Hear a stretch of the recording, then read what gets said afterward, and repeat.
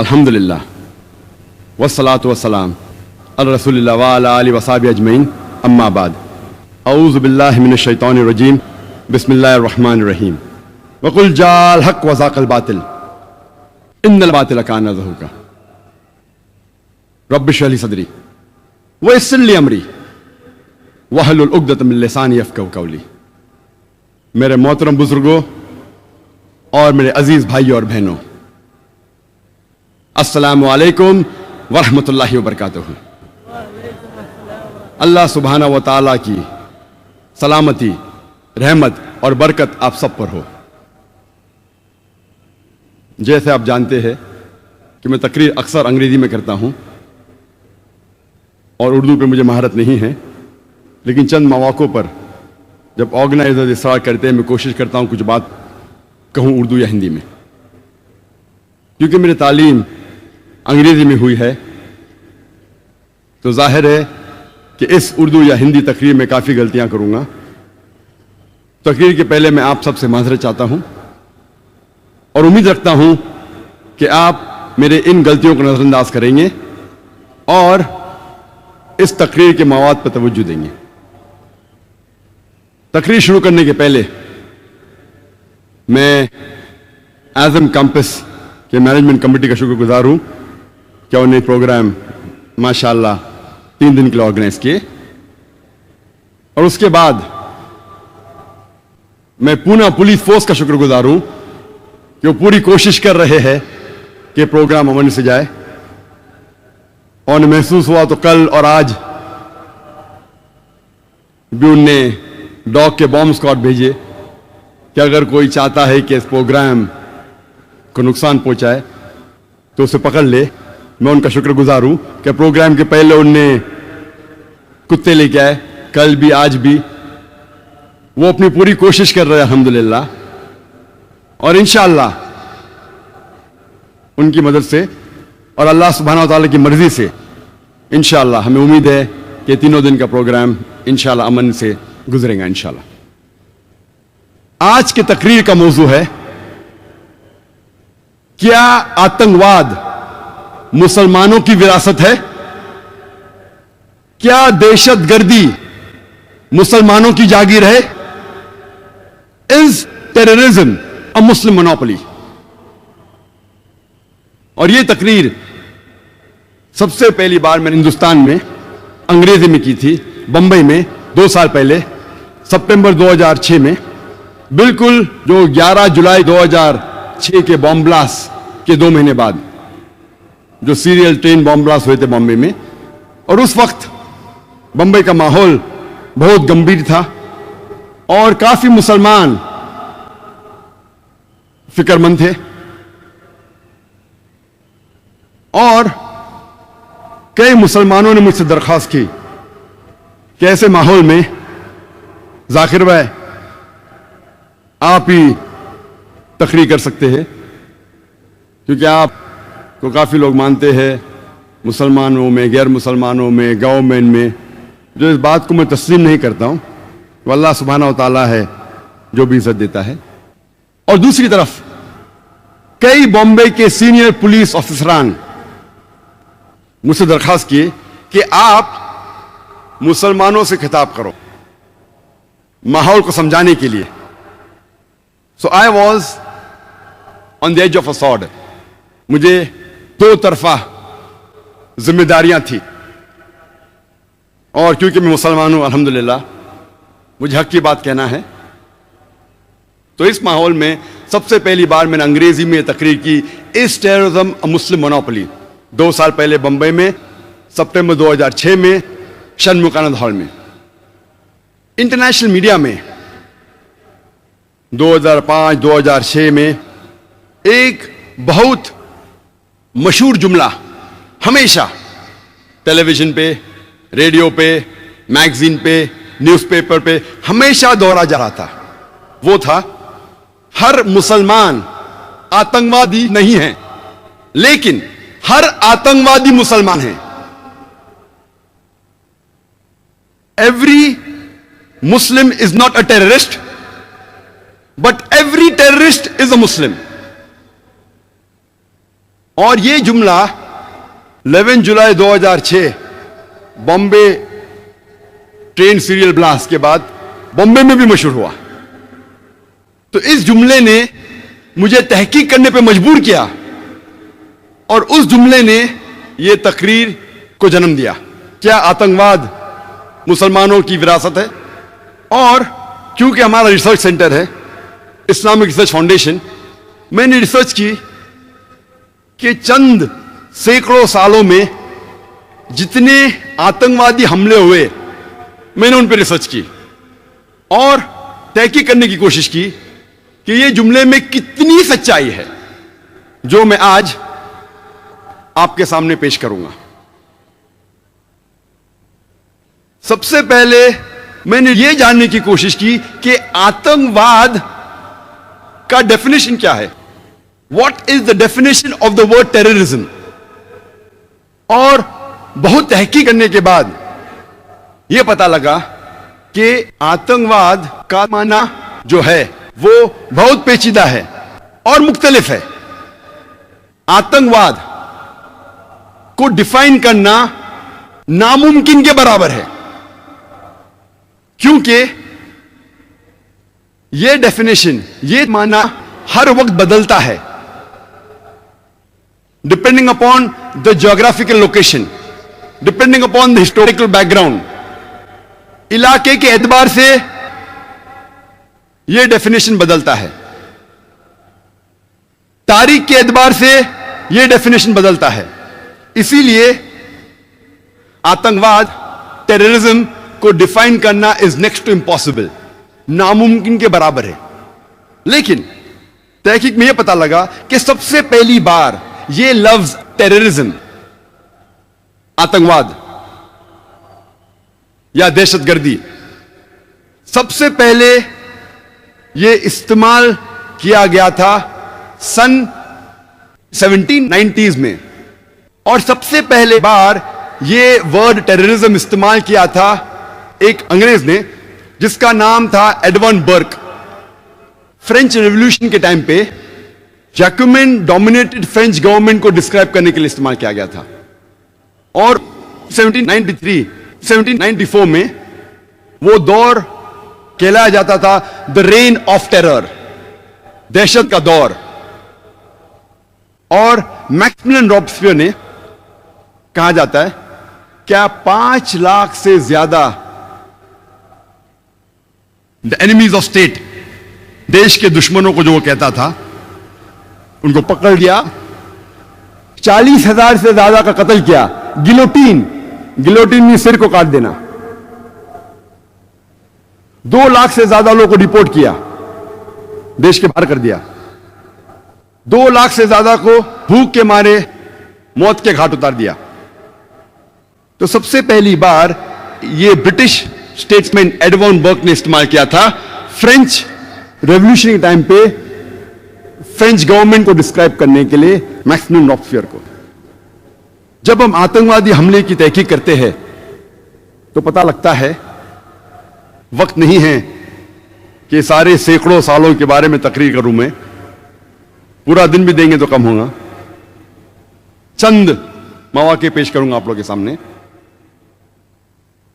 1881 में king Alexander II, सार Alexander II of Russia, जब सेंट पीटर्सबर्ग के सड़क पे जा रहे थे गाड़ी में, एक जोर का धमाका होता है और वो गाड़ी के बाहर निकलते हैं। वो गाड़ी जो बुलेट प्रूफ कार थी, जो नेपोलियन I ऑफ फ्रांस ने उन्हें दी थी, जब वो गाड़ी के बाहर निकलते हैं फौरन और एक धमाका होता है और उनके ऊपर हमला होता है और उनका कत्ल हो जाता है। वो आदमी का नाम जिसने किंग अलेक्जेंडर II, सार अलेक्जेंडर II ऑफ रशिया का कत्ल किया, उसका नाम था इग्नेसी। वो एक पोल था बर्बक्स का, वो गैर मुस्लिम था। सन 1886 में हे मार्केट स्क्वायर शिकागो में एक लेबर रैली में, बड़ा जुलूस था लेबर का, उसके अंदर एक बम फेंका जाता है पुलिस के ऊपर और पुलिसमैन डीगन मर जाता है। फौरन पुलिस और लोगों में झगड़ा हो जाता है। और इस झगड़े में 7 पुलिसमैन और मारे जाते हैं और कुल मिला के 12 की हत्या होती है। और इसके जिम्मेदार थे 8 अनार्किस्ट। 8 के 8 गैर मुस्लिम थे, मुसलमान नहीं थे।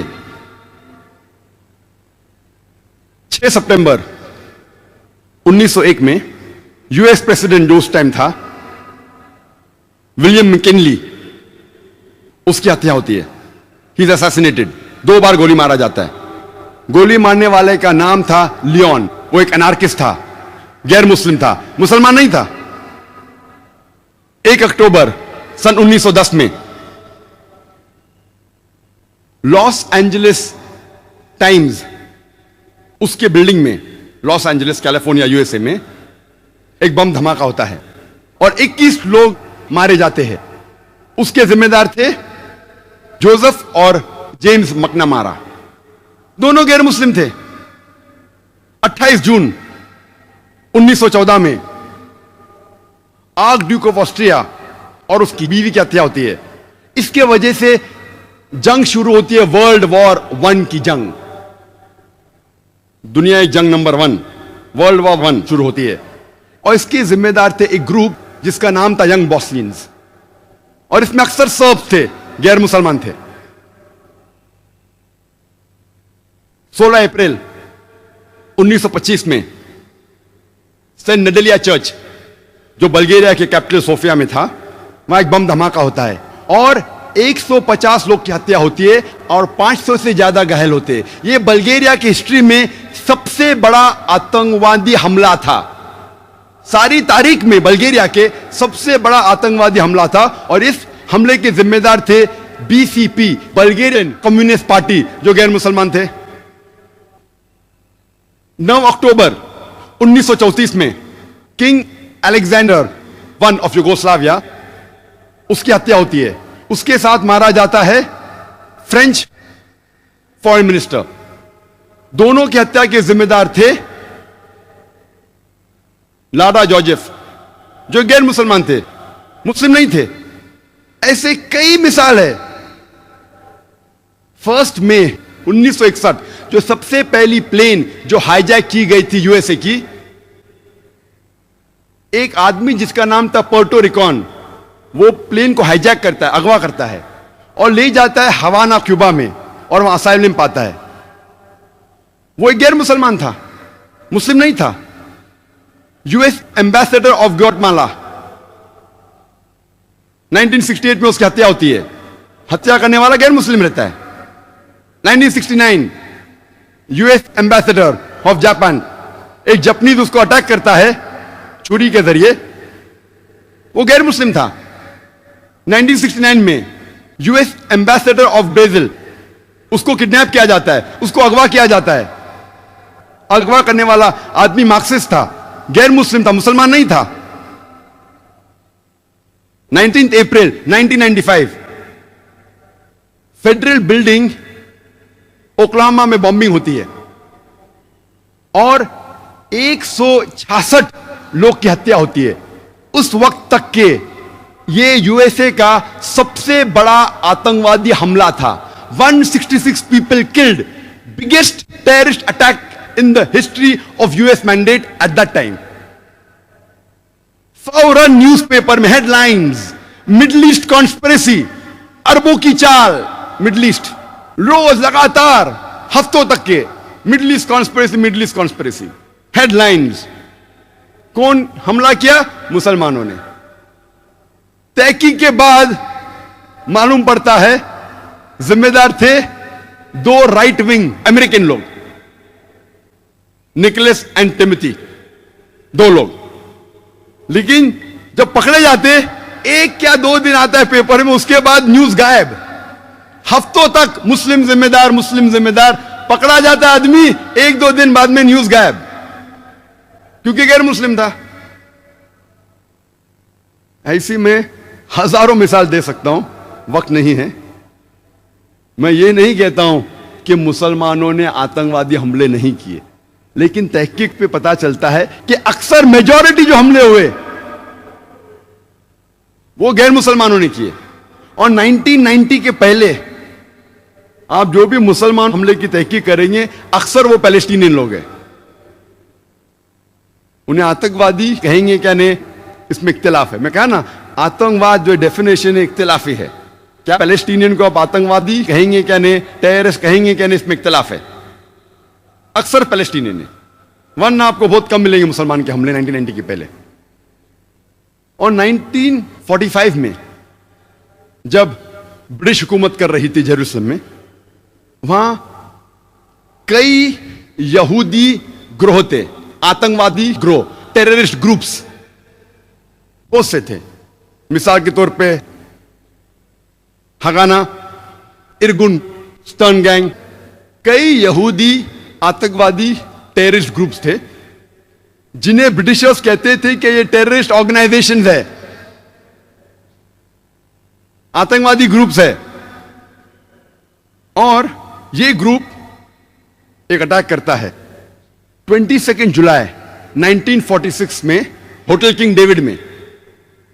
और होटल किंग डेविड उस वक्त ब्रिटिशर्स का हेडक्वार्टर्स था, ब्रिटिशर्स का सेक्रेटरीट था जेरूसलम में,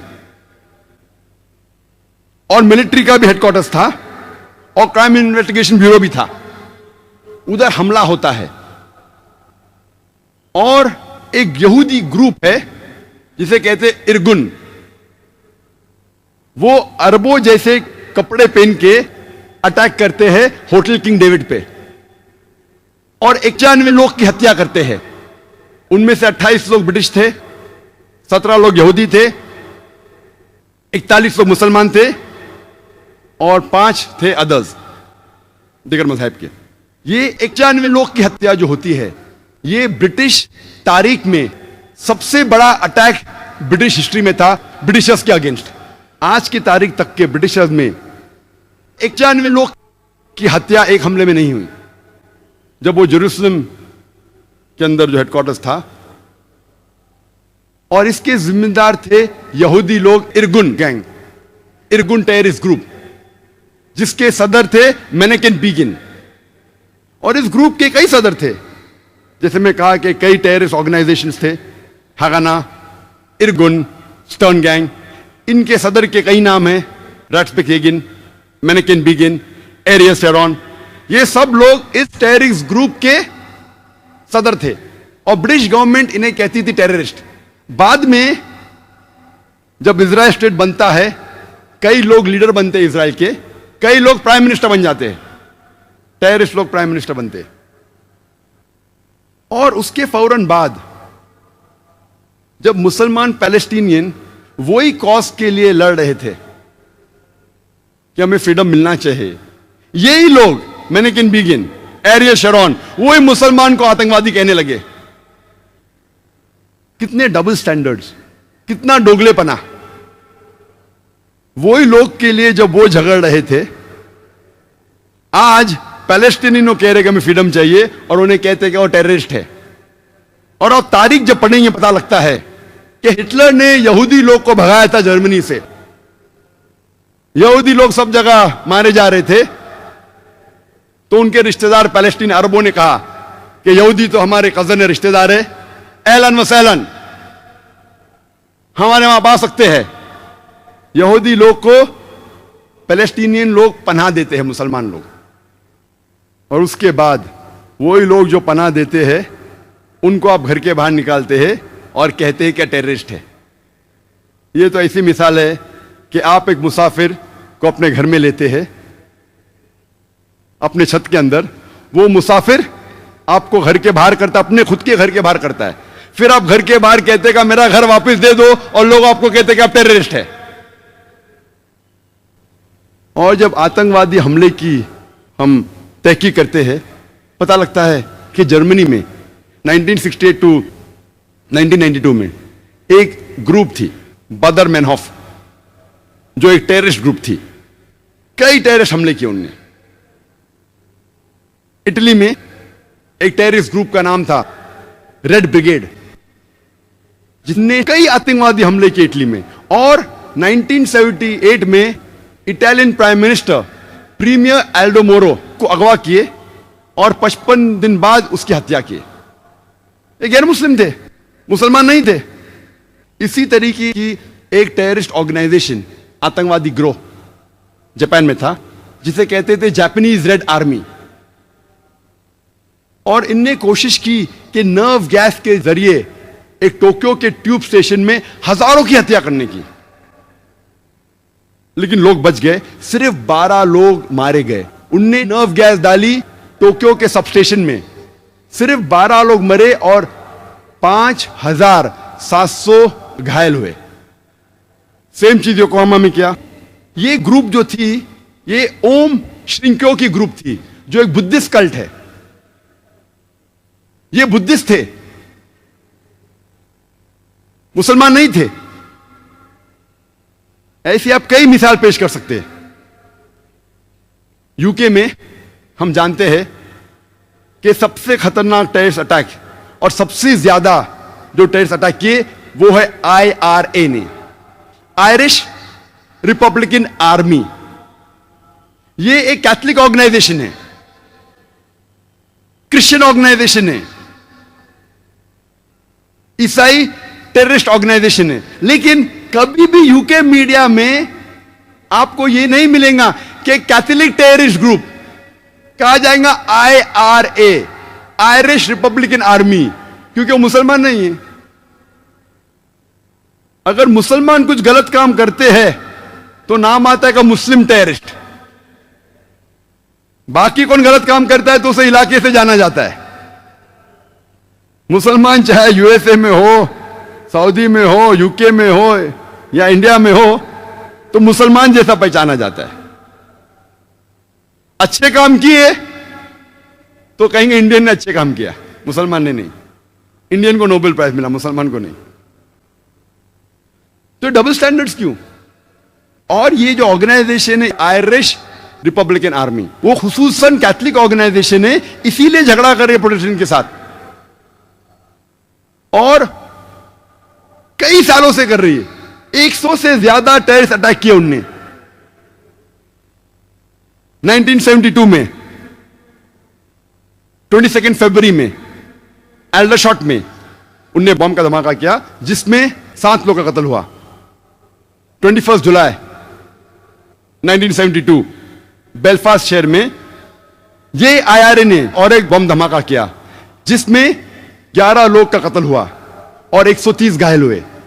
10 दिन बाद 31 जुलाई 1972 में क्लॉडिंग में 3 बम धमाका किए उनने और इसमें 9 लोग की हत्या हुई। 1974 में गिलफोर्ड पब में उनने बम धमाका किया, जिसमें 5 लोग का इंतकाल हुआ और 44 लोग घायल हुए। उसी साल 1974 में बर्मिंघम पब में फिर से एक बम धमाका किया, जिसमें 21 लोग का कत्ल हुआ एंड 182 घायल हुए। ये IRA ने 1996 में लंदन में बम धमाका किया, जिसमें 2 लोग का कत्ल हुआ और 100 लोग से ज्यादा घायल हुए। उसी साल 1996 में मैनचेस्टर में एक बम फोड़ा शॉपिंग कॉम्प्लेक्स के बाहर, जिसमें 206 लोग घायल हुए। 1998 में यही IRA ने एक 500 पाउंड का कार बम बर्स्ट किया बैम्ब्रिक शहर में, जूते की दुकान के बाहर, जिसमें 35 लोग घायल हुए और 200 से ज्यादा घर तबाह हुए। यही IRA ने उसी साल 1998 में ओमैग में और एक 500 पाउंड का कार बम फोड़ा, जिसमें 29 लोग का इंतकाल हुआ, 29 लोग का कत्ल हुआ और 330 घायल हुए। 2001 में BBC में फिर से उन्हें बम फोड़ा। IRA के बारे में अगर मैं तकरीर करने लगूं तो एक दिन निकल जाएगा। कैथलिक लोग हैं, लेकिन कहा जाता है IRA, आयरिश रिपब्लिकन आर्मी। वाखिर दावाना अल्हम्दुलिल्लाह रब्बिल आलमीन।